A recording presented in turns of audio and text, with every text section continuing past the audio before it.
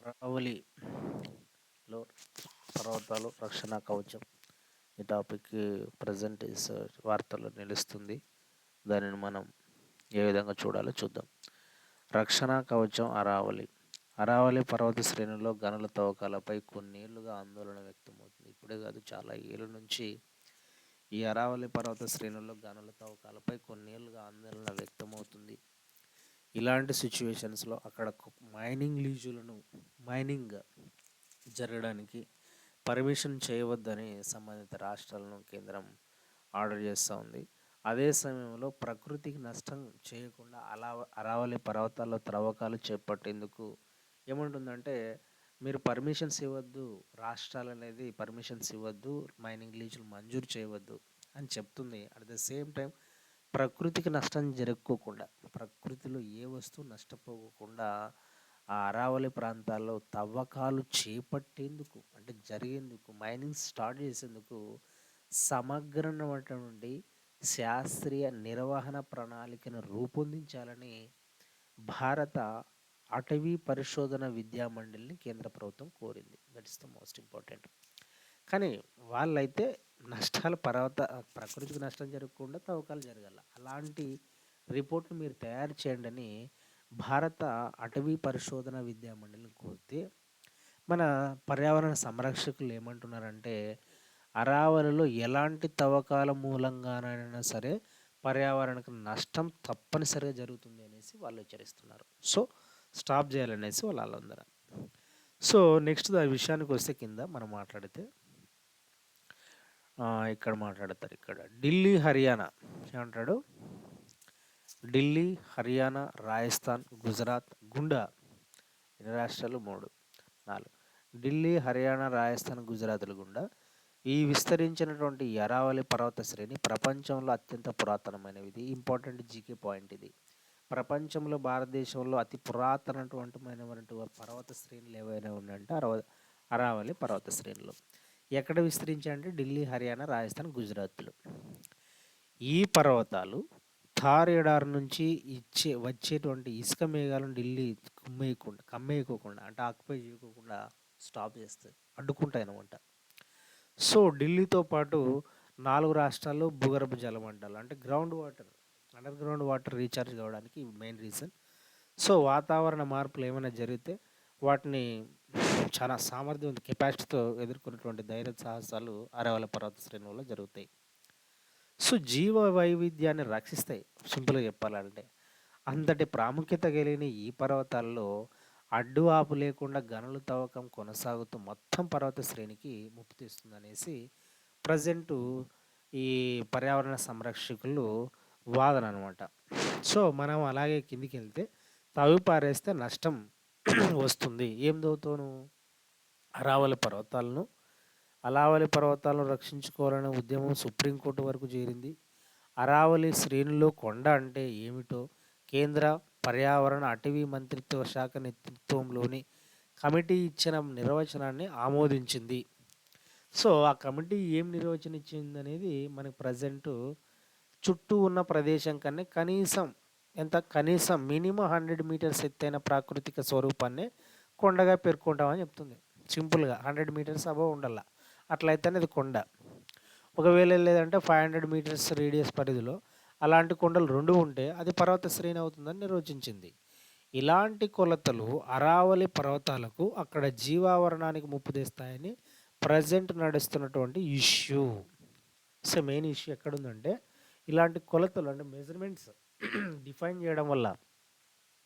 అందుకని అక్కడ ఇక్కడ చూడండి, ఢిల్లీ, ఉదయ్పూర్ తదితర చోట్ల నిరసనలు తెలియజేస్తున్నారు అనమాట. ఎందుకంటే చూడండి, మనకి ఇక్కడ అయితే గతంలో పొంతనలేని నిర్వచనాల వల్ల ఏమంటాడంటే, అంటే ఎటువంటి పొంతనలేని నిర్వచనాల వల్ల అరావల్లో గనులు తవ్వకం యథేచ్ఛగా, అంటే ఒక ఫ్రీడమ్గా అంతుపొంతు లేకుండా కోర్టు వ్యాజ్యాలు జరిగాయని ఇప్పటికైనా సుప్రీంకోర్టు స్పష్టమైన నిర్వచనం స్వాగతించాల అంశమని కొన్ని వర్గాలు వాదిస్తున్నాయి. అదే సమయంలో జీవావరణానికి చట్టపరమైన నిర్వచనం పేరిట పరిమితులు, అంటే లిమిటేషన్స్ అన్నీ పెడితే చాలా కష్టమవుతుందని కొన్ని వర్గాలు వాదిస్తున్నాయి. సో, మన ప్రభుత్వం ఏం చేస్తుందంటే భూ వినియోగానికి సంబంధించిన నియమ నిబంధనలను రూపొందించడానికి ప్రభుత్వం శాస్త్రీయమైనటువంటి సైంటిఫిక్ మ్యాపింగ్ చేపడుతుంది. దీనికి జీఐఎస్ భౌగోళిక స్థానాల ఎత్తుకు సంబంధించిన డిజిటల్ నమూనాలను, కొండలు, లోయలు, కాంటూర్ సర్వేలను ఉపయోగిస్తారు. సో, ఈ మ్యాపింగ్ ద్వారా రక్షించుకోవాల్సిన సంస్థలను మనం రక్షించాలనుకుంటున్నామో, ఏవైతే మనము రక్షించాలనుకుంటున్నామో వాటిని ఎలా కాపాడుకోవాలి అనే దాని మీద మనం ఫోకస్ చేస్తారనమాట. సో, ఇక్కడ చూడొచ్చు. సో, మ్యాపింగ్ చేయబడితే అక్కడ గనుల తవ్వకం జరగకుండా నివారించవచ్చు. కానీ అంటే ప్రభుత్వం అయితే శాస్త్రీయమైన మ్యాపింగ్ తీసుకుంటుంది, సర్వేలు చేస్తుంది. కానీ వాళ్ళు ఏవైతే డిఫైన్ చేసుకున్నారో అక్కడ మాత్రమే గనులు తవ్వకుండా నివారించుకుంటే పలానా ఎత్తులో ఉన్నవి ప్రాకృతిక ప్రదేశాలు మాత్రమే కాపాడుకోవాలనే భావన, అంటే అక్కడ ప్రదేశం మాత్రమే కాపాడుకోవాలనే భావన వెళ్ళిపోతుంది. తాజా నిర్వచనంతో వ్యక్తమవుతుంది. అలాంటి వాటికే సంరక్షణ ఉంటే మిగతా వాటికి దెబ్బతింటాయి అనేసి వాళ్ళు వాదిస్తున్నారు. ఆవలి పర్వత శ్రేణుల్లో 100 మీటర్ల కన్నా తక్కువ ఎత్తున, అంటే మనకి 100 మీటర్స్ వాళ్ళు డిఫైన్ చేసినారు గవర్నమెంట్. 100 మీటర్స్ కన్నా తక్కువ ఎత్తున్న గుట్టలు, కొండవాళ్ళు కూడా వర్షపు నీటిని ఒడిసిపట్టి భూమిలోకి ఇంపజేస్తాయి. అంటే 100 మీటర్స్ బిలో ఉండే వాటి వల్ల యూజెస్ చెప్తున్నా తక్కువ ఎత్తున గుట్టలు, కొండవాళ్ళు కూడా వర్షపు నీటిని ఒడిసిపట్టి భూమిలోకి ఇంపజేస్తాయి. సో, అక్కడ ఏమవుతుందంటే భూసారాన్ని, జంతు సంరక్షణ జాతులను రక్షిస్తాయి. ఉష్ణోగ్రత సమతుల్యతను కాపాడతాయి. అంటే ఉష్ణోగ్రత సమతుల్యతను కాపాడతాయి, భూసారాన్ని పెంచుతాయి, జంతు వృక్ష జాతులను రక్షిస్తాయి, భూమిలోకి రీఛార్జ్ చేస్తాయి. అంటే యావత్ అరావళి శ్రేణిలో చిన్న, పెద్ద కొండలు, గుట్ట, లోయలు ఉమ్మడిగా సంరక్షణ బాధ్యత, అంటే టోటల్ అక్కడటువంటి జీవావరణ వ్యవస్థను కాపాడే బాధ్యత ఇవి తీసుకుంటాయి. అంటే అండర్ 100 మీటర్స్ బిలో హిల్స్ అనమాట. అరావళి పర్వతాలు హిమాలయాల కన్నా పురాతన. ఇది జిగ పాయింట్. లక్షల సంవత్సరాలుగా గాలివానల కోతల వల్ల చిన్న కొండలు, గుట్టలు, లోయలుగా మిగిలాయి. అంటే అవి హిమాలయాల కన్నా తక్కువ ఎత్తులో ఉండడానికి ఒక రీజన్ లెక్క చెప్తున్నాడు. లక్షల సంవత్సరాలకు ముందే ఉన్నాయి, అందుకని గాలివానల వల్ల ఇవి హైట్ తగ్గించుండొచ్చు వాదన. సో, అది ఇంపార్టెంట్ బాధ కాదు మనకి ఇక్కడ. కొండల్లోని పగుల ద్వారా నీరు కిందికి ఇంకి చుట్టుపక్కల బావులకు జలధార అందిస్తుంది. సో, అక్కడ ఉన్న బావులన్నీ కూడా రీఛార్జ్ అవుతున్నాయంటే ఈ కొండల్లో పగుల నుంచి అక్కడ నుంచి జలధార మనకి బావులకి వెళ్ళిపోతుంది అనమాట. సో, దానివల్ల ఈ చిన్న గుట్టల వల్ల ఉపయోగం ఉంది. ఈ పర్వతాల్లో పుట్టే సెలయేళ్ళు, భూగర్భ వాహినులు రాజస్థాన్, హర్యానా ప్రజలకు సమ్మర్ సీజన్లో, మన సమ్మర్లో చాలా కష్టం. తాగునీరు కానీ సాగునీరు ఉండడం అందిస్తున్నాయి అన్నమాట. సో, ఇలాంటి లక్షణాలు ఉన్నటువంటి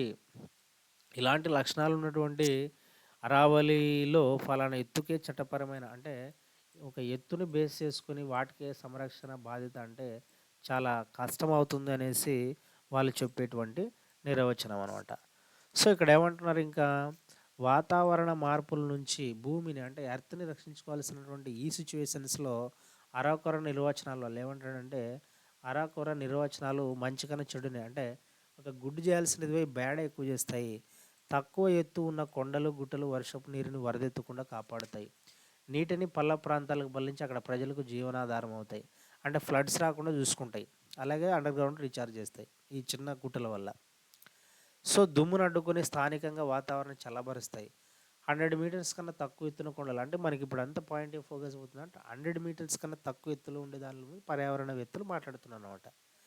అవి వాళ్ళు డెఫినెట్ చేయలేదు కదా, చట్టపరమైన రక్షణ లేదు కాబట్టి వాటిని నెగ్లిజెన్స్ చేస్తే చాలా కష్టం అవుతుంది, పర్యావరణ దెబ్బతింటుంది అనేసి వాళ్ళ వాదన. సో, మనకి ఇంకా ఇక్కడ చూడండి 100 మీటర్ల కన్నా తక్కువ, 100 మీటర్ల కన్నా తక్కువ ఉన్న ఎత్తు కొండలు, గుట్టలు తవ్వేయడానికి తాజా నిర్వచనాన్ని ఒకవేళ ఉపయోగించుకుంటే, అంటే చట్టపరమైన రక్షణ 100 మీటర్స్ ఉండే వాటికి ఉంది, 100 మీటర్స్ తక్కువ ఉన్న వాటికి చట్ట సంరక్షణ లేదు, అందుకని మేము మైనింగ్కి ఉపయోగించుకుంటామనే భావనలకు ఒకవేళ వెళితే స్థానిక జన సమూహాలకు, జంతు సురక్ష జాతులకు తీరని హాని తప్పదు. వర్షాభావ పరిస్థితుల్లో, వర్షం రాని పరిస్థితుల్లో తాగునీటి కొరత ఉంటుంది. ఒకవేళ వర్షాలు ఎక్కువైతే వరదల ముంపు పడుతుంది. ఈ రెండు మనకి నష్టం అనేది వస్తుంది అనేసి అంటున్నారు అనమాట. నెక్స్ట్ ఢిల్లీకే నష్టం ఎక్కువ అంటున్నాడు. ఏంటి? ఢిల్లీకే నష్టం ఎక్కువ. 14,00,000 చదరపు కిలోమీటర్ల విస్తీర్ణంలో అరావళి పర్వత శ్రేణిలో 0.25% భూభాగం మాత్రమే గనుల తవ్వకాలు ప్రభావితమవుతుందని ఒకటి వాదన వినిపిస్తుంది. అంటే మొత్తం చాలా ఉంది ల్యాండ్.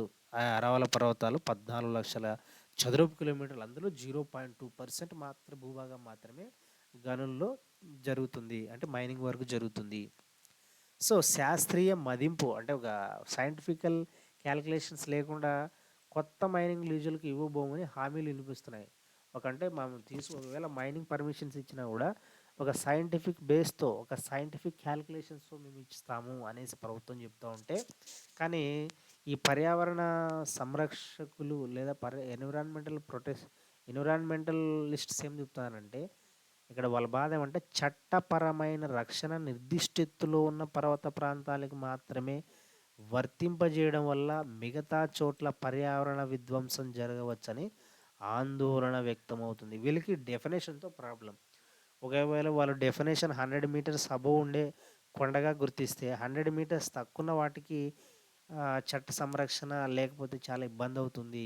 దానివల్ల మైనింగ్ ఏమన్నా అడ్డుగోలుగా జరుగుతుందనే వీళ్ళు వ్యక్తం చేస్తున్నారనమాట. సో, ప్రస్తుతం అంటే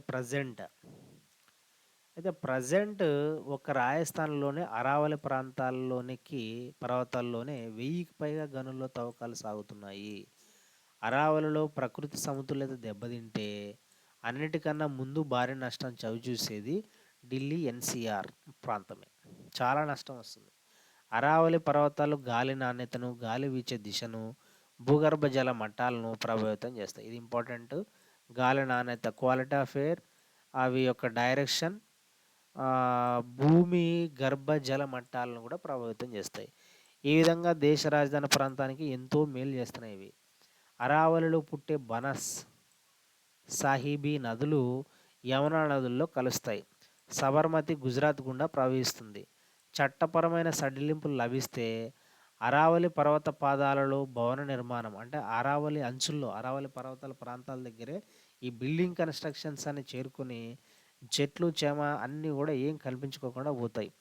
అది ప్రస్తుతం ఉన్నటువంటి వాదన వినిపిస్తున్నారు. అయితే భూగర్భ జల మట్టాలు దెబ్బతింటాయి. ఈ భూగర్భ జల మట్టాలు దెబ్బతింటాయి. అలాగే పట్టణ ప్రాంతాలకు తాగునీటిని, గ్రామాలకు సాగునీటిని హరింపజేస్తుంది. మన పట్టణ ప్రాంతాలకి, అర్బన్ వాళ్ళకి ఏం కావాలా? డ్రింకింగ్ వాటర్ కావాలా.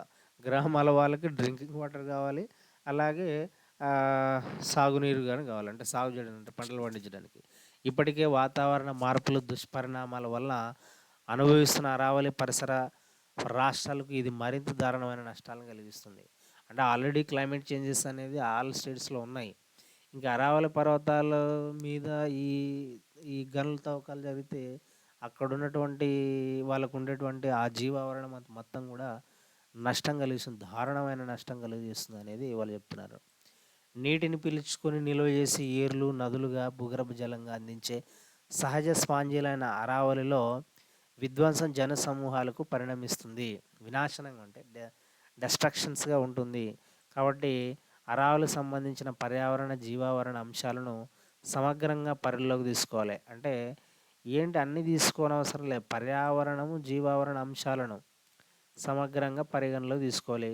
ఒక ప్రదేశం ఎత్తును బట్టి హైట్‌తో డిఫైన్ చేసుకోకుండా ఆ ప్రదేశం చుట్టూ ఉన్న జన సమూహాలకు ఎంతగా ఉపయోగపడుతుందనే అంశానికి ప్రాధాన్యం ఇవ్వాలని ప్రస్తుతం ఉన్న ప్రభుత్వాన్ని కొంతమంది ఎన్విరాన్మెంటలిస్టులు వాళ్ళని అంటే వాళ్ళని అండర్‌స్టాండ్ చేసుకొని ప్రభుత్వానికి నివేదించడం అనేది జరుగుతుంది. సో, ఈ విధంగా అరావళి పర్వతాల యొక్క రక్షణ బట్టి మనకి ఈ ఆర్టికల్ ఈనాడు పత్రికలో వచ్చింది డిసెంబర్ 26.